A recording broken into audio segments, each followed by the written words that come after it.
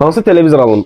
OLED var, QLED var, 4K zat, hansını alım? 8K, 12K. Azərbaycan bazarında nəsə televizor alırsınızsa, o 8K-ya, 12K-ya, 4K-ya baxmayın. Birinci olaraq o nə deməkdir? O ekranın görüntü keyfiyyəti. Bu görüntü keyfiyyəti olması üçün siz ona 4K siqnal verməlisiniz. Heç bir Sputnikdə bu günlərin 4K siqnal yoxdur Azərbaycanda. Nə Türksatda var, nə Azərsatda. Maksimum Full HD-dir. Deməli, 4K-ya Full HD verəndə piksellər çatışmayacaq, görüntü daha pis görsənəcək. Qaldı kino məsələsi. Kinolar da elə hamısı Full HD-dir.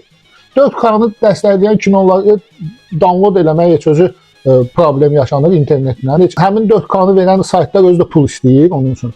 Əgər məsələn kimsə real olaraq bu işdən başı çıxsa, o özü bilir hansını götürmək lazımdır. Amma əksəriyyəti istifadəçilərə mən 4K-ya artıq pul verməsini məsləhət görmərəm. 8K-ya vəbşə verməsinlər pul. Nəyə lazımdır?